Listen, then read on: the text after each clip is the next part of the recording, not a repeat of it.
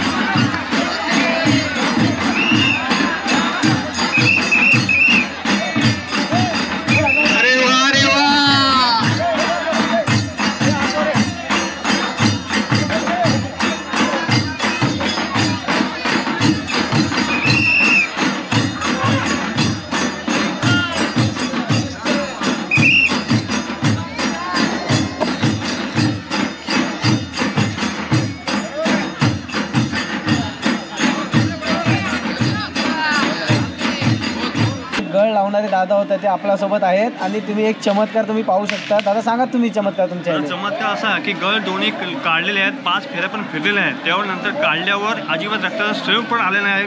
Original बघा, एक पण डाग नाही याच्यावर. बघा या गळीवरती तुम्हाला एकही रक्ताचा थेंब दिसणार नाही. म्हणजे अद्भुत देवाचा काय महिमा आहे ना, तुम्हाला समजलं असेल. नमस्कार मंडळी, मी यश तबी पुन्हा एकदा आपल्या चॅनलच्या एका नवीन व्हिडिओमध्ये तुमचं पुन्हा एकदा स्वागत करतोय. मित्रांनो, आज आलो आपण दिवेआगर गावामध्ये. आपण आलो आहे श्रीवर्धन तालुक्यामधील दिवेआगर गावामध्ये, जिथे सुवर्ण गणपतीच्या बाजूलाच कालभैरवाचं मंदिर आहे. त्या मंदिराच्या बाजूला दरवर्षी परंपरेने चालत आलेले दिवेआगरची यात्रा, ती नेहमी हनुमान जयंतीच्या दिवशी असते. 2 दिवस असते. त्या 2 दिवसामध्ये ना 2 दिवस आपल्याला गळ पाहायला मिळतात. गळ म्हणजे एक मनुष्य असतो, त्याच्या पाठीमागे गळ लावले जातात आणि ते गळ आहे ना, ते कशा पद्धतीने लावले जातात ते तुम्हाला या व्हिडिओमध्ये मी दाखवणार आहे. आणि हे गळ लावूनसुद्धा त्या माणसाच्या पाठीमागे काही इजा होत नाही. हे देवाचे एक देणघेणच आहे, हे तुम्हाला या व्हिडिओमध्ये दिसणार आहे. तर मित्रांनो, चला बघूया आपण कशा पद्धतीने ना ही गळी लावली जाते आणि काय एक्सपिरियन्स आहे तुमच्यापर्यंत शेअर करणार आहे. माझ्यासोबत सर्व माझे मित्रमंडळी आहेत. तर चला जास्त उशीर न करता आपण निघूयात गळी बघायला कशा पद्धतीने लावली जाते ते. बघा, आपण आहे ना आता तिकडे समोर भैरीदेवाचं मंदिर आहे आणि इकडे आतमध्ये यात्रेचा प्रवेशद्वार आहे. सिद्धनाथ व श्री केदारनाथ भैरी दिवेआगर, त्यांना आपल्याला आतमध्ये एंट्री करायची आहे.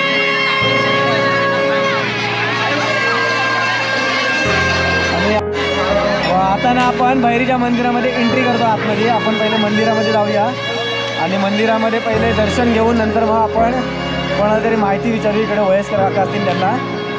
इकडे भैरीदेवाचं मंदिर आहे.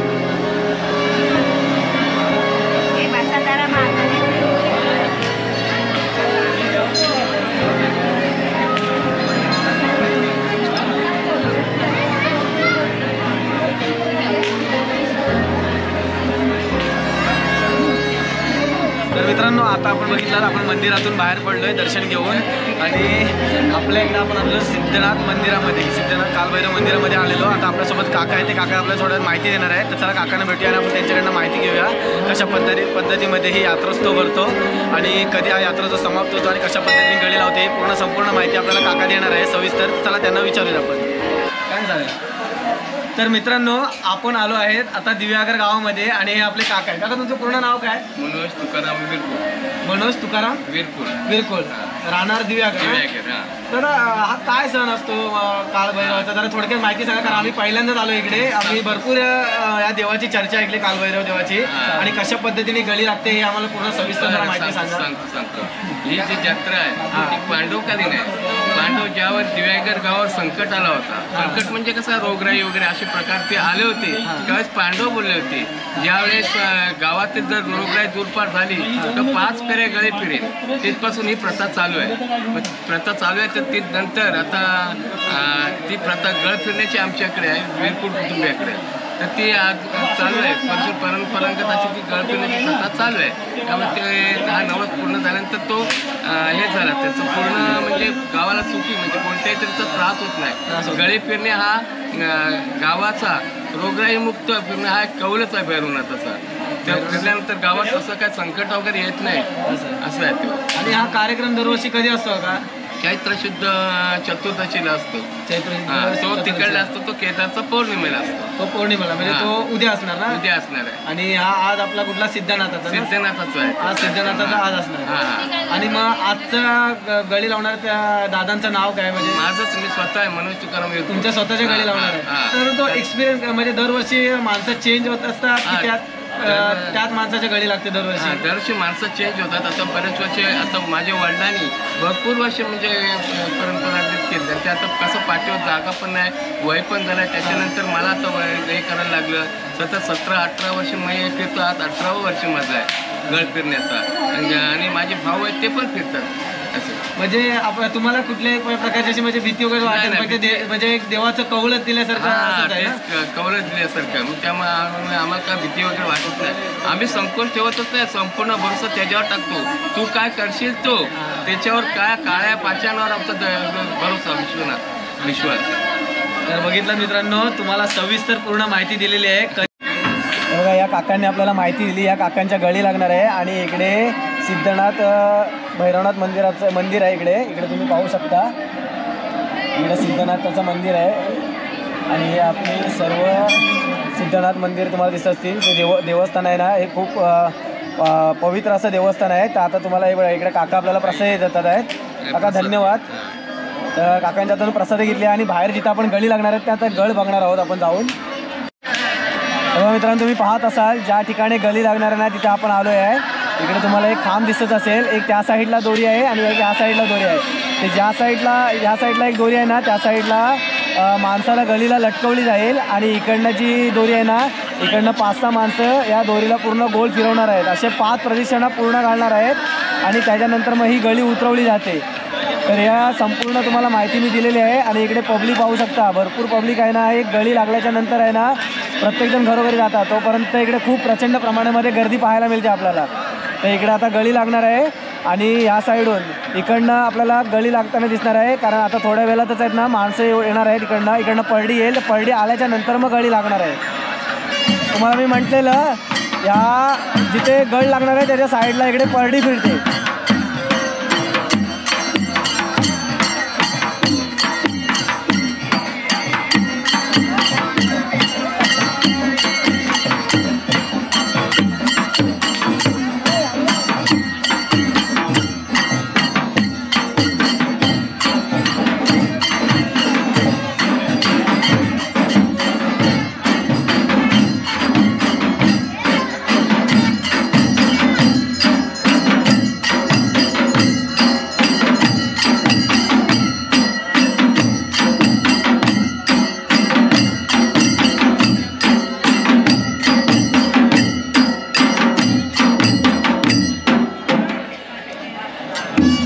मित्रांनो, आपल्याला हे दादा भेटलेत आहेत. हे बोर्ली गावामधले दादा आहेत. ते दादा आपल्याला थोडक्यात माहिती सांगणार आहेत. आता जी परडी गेली ती दादा कुठली होती नेमकी? सिद्धनाथ भैरीची होती. सिद्धनाथ भैरीची आता परडी होती. मग आता जे आणायला गेली ते कुठली परडी? ते जे त्यांना आणायला गेले ते केदारनाथ परडी आणायला गेलेले आहेत. त्यांना मान द्यायला गेले, ते तिकडचे घेऊन येतील. त्या इकडची परडी आली नंतर हातकोडे होते. हातकोडे होते. मग ते हातकोडे झाल्यानंतर गळाचं काम होईल. गळ पाजवायला लागेल. आणि गळ पाजवल्यानंतर मग तिथे गळी अंघोळीला जातो. गळी अंघोळीला गेला कारण नंतर तो तिकडनं येऊन जेव्हा मंदिरामध्ये त्याला नमस्तात. आणि नमस्कारानंतर मग गळ बाहेर काढायला चौथऱ्यावरचे गळ ठेवायला घेऊन येतात. सर्व ते गळी पाजवण्याचं काम कोण करतात? मी दीपक नारायण दिवेकर माझं नाव आहे. दीपक नारायण दिवेकर. हे तुम्ही गळी पाजवण्याचं काम करता? पिढ्या आमचे 40 वर्ष आमचे वडील होते नारायण भिकू दिवेकर. मग काका आमचे होते की दगडू भिकू दिवेकर. हे बरेच पिढ्या गळ टोवत होते. आणि दिवेकर घराकडेच हा हे आहे, मान आहे. तर त्यांनी मग त्यांच्या बच्चत मला शिकवले. मग मी दीपक, मग आता ही परडी आल्याच्या नंतर मग ते मी गळ घेणार परडीतनं आणि मी तिथे पाजवणार. म्हणजे आता ते गळ आणायला गेले तिकडनं, त्या परडीमध्ये आता गळ येतील. ते गळ आहेत ना, म्हणजे दादा तिकडे पाजवण्याचं म्हणजे ते धार देण्याचं काम करणार आहे दादा. ते आपण ते थोडक्यात बघूयात लवकरच. आता ते आता पहिले परडी येते. ते परडी कशा पद्धतीने आणतात परत एकदा तुम्हाला मी दाखवतो. हे बघा, इकडनं ना आता आपल्या दोन्ही पण परड्या आलेल्या आहेत.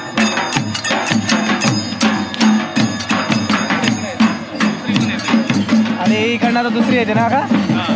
इकडनं दुसरी पलटी येते. पहिली पलटी घेऊन गेलेली आहे आणि आता दुसरी पलटी देखील आलेली आहे.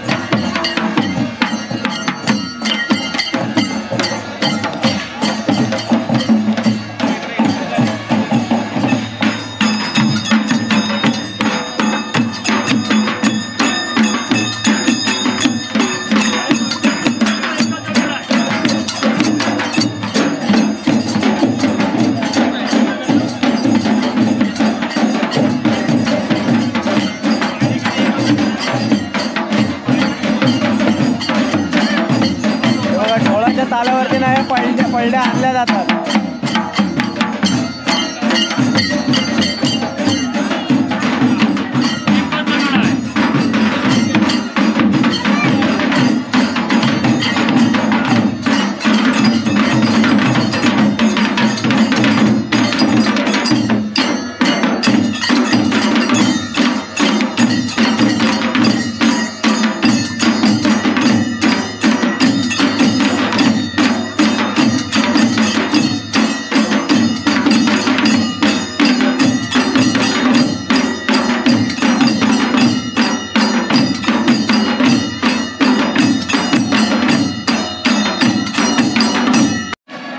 आता ना सर्व पलडीमधून गळी वगैरे आणलेली आहे. या दादांच्या हातामध्ये गळी आहे. हे दादाच गळी लावणार आहेत. मग अशी यांची आपण मुलाखत घेतली आणि यांच्या हातामध्ये गळी आहे. आता हे धार लावण्याचं काम करणार आहेत आणि त्याच्यानंतरची प्रोसेस काय आहे तुम्हाला दादा सांगणार आहे. काय करणार आहे त्यानंतर आता धार मी लावली का नंतर गळी नमसतात. गळी नमसल्यावर ते नंतर गळी नमसून झाल्या का नंतर चौथऱ्यावर गळ टोचायला तिथं न्यायच्या त्याला आणि मग तिकडच्या त्याच्या पाठीवर दोन्हीकडनं एक इकडे एक उजवीकडे एक डावीकडे असं गळ टोचण्याचं काम होतो आणि तो नंतर गळ टोचल्यावर त्याला खालीवर चढून 20-25 फुटावर एक साईडला बांधला जातो आणि तो नंतर 5 फेऱ्या फिरत झाल्यावर ते खाली उतरलेला जातो गळी.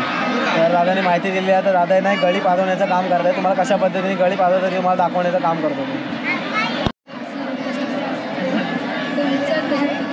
हे बघा दादा आहेत ना आता गळी पाजवण्याचं काम करतात आहेत. गळीला धार लावतात आहेत. कशा पद्धतीने धार लावली जाते आणि किती धार असते हे तुम्हाला दाखवण्याचा प्रयत्न करतो. या छोट्या बाबूच्या हातामध्ये एक गळी आहे. बाबू दाखवा इकडे. ही बघा ही एक गळी आहे आणि ही एक गळी आहे.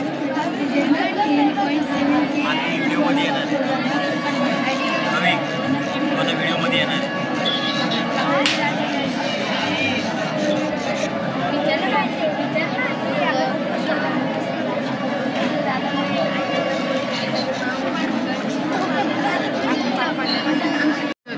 मित्रांनो आपण आता मंदिरामध्ये आलो आहे. तिकडे गळी पाजवत होतो. गळी पाजवल्याच्या नंतर आपण मंदिरामध्ये आलो आहे. त्या हातामध्ये हातखोडे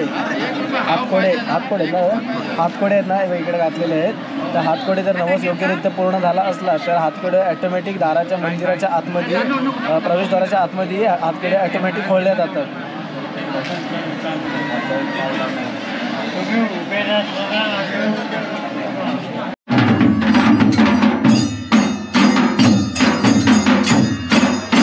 संपूर्ण हातखोडे लावून झालेले आहेत.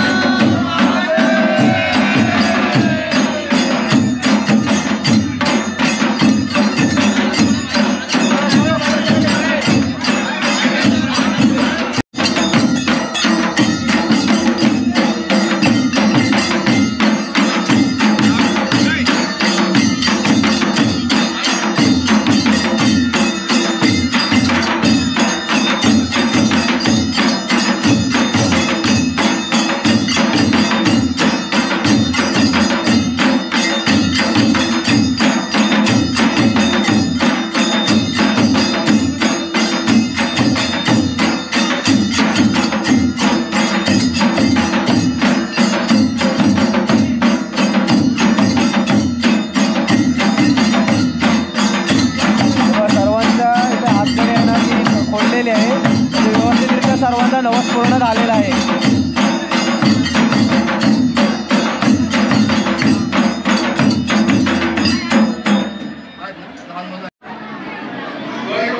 आता ना गळी लावायची तयारी चालू आहे इकडे आणि हे दादा आहेत मनोज तुकाराम विरकुड.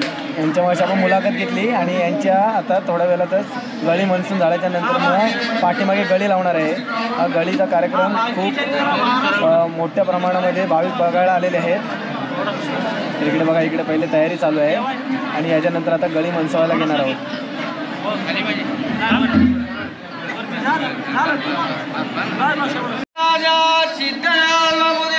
महाराजा तुझा चैत्र चतुर्दशीचा महाराजा गली महाराजा मनोज तुकाराम विरकुट महाराजा खरं सालाबाचा महाराजा खरं त्याने महाराजा उपवास केलेला आहे. जिकडं तिकडं फिरलाय.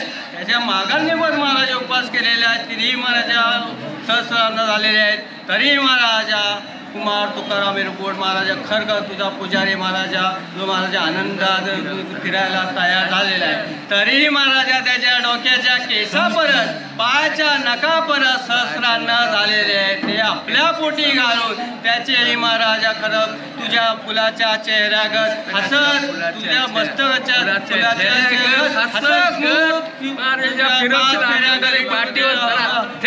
दिसता कामा नाही आणि खरोखर माझ्या गळ इतक्या पटकन लावून घेशील अशी महाराजा खरं महाराजा 5 फेऱ्या महाराज गणतुबाई महाराज तयार झालेले. हर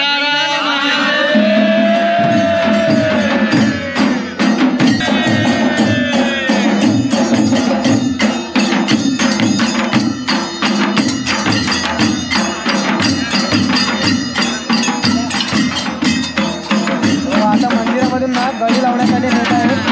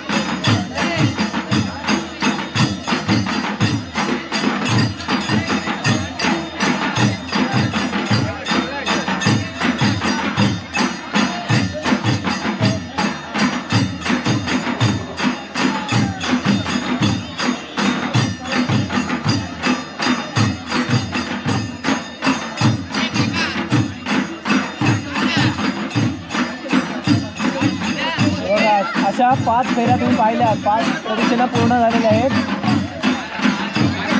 आणि श्री सिद्धनाथ भैरव देवाची काय जी अद्भुत महिमा आहे हा तुम्हाला प्रत्यक्षामध्ये पाहायला मिळाला.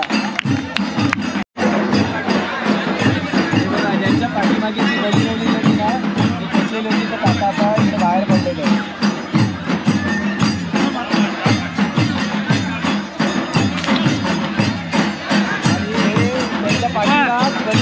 टोचणारे काका तुम्ही हे किती वर्षापासून करताय? बरेच माझे 25-26 वर्ष झाले. 25-26 वर्ष झाले ना? 25-26 वर्षापासून पाठीला गळ लावण्याचं काम तुम्ही करताय. म्हणजे माझे वडील करायचे, नारायण भिकू दिवेकर, आणि आमचे चुलते करायचे दगडू भिकू दिवेकर. त्याच्यानंतर मी तुमची पिढी सांभाळ. माझा मुलगा तुमच्याकडे काकांकडे मान होता, तुम्ही बघितला. खूप सुंदररित्या आपला जो कार्यक्रम आहे ना तो पूर्णपणे पार पाडलेला आहे.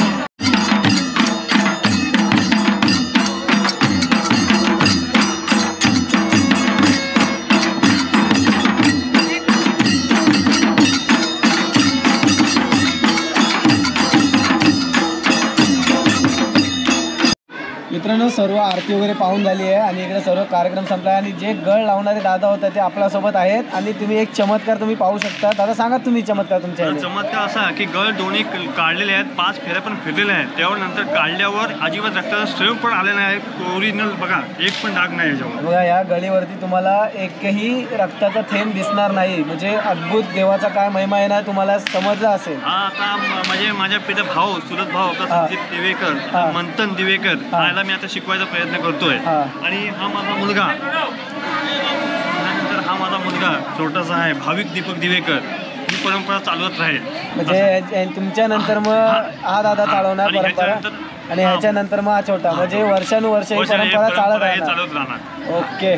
तर मित्रांनो, तुम्ही बघितला आपल्यासोबत दादा होते. आणि मित्रांनो, तुम्हाला ही आपल्या कोकणातील पारंपरिक जे तुम्हाला सण असतील, सांस्कृतिक कार्यक्रम असतील, कोणतेही परंपरा जुन्या असतील, त्यामुळे तुम्हाला नेहमी दाखवण्याचा प्रयत्न करतो. कारण या परंपरा आपल्या कोकणवासियांना जपल्या पाहिजेत. आणि हे वर्षानुवर्ष आपल्या पिढ्यानपिढ्यापासून आलेल्या परंपरा असतात. या तुम्ही जपून ठेवा. कारण या असे क्षण तुम्हाला कुठेही अनुभवायला मिळणार नाही. कारण ही वर्षानुवर्ष पांडवांपासून चालत आलेली ही प्रथा आहे.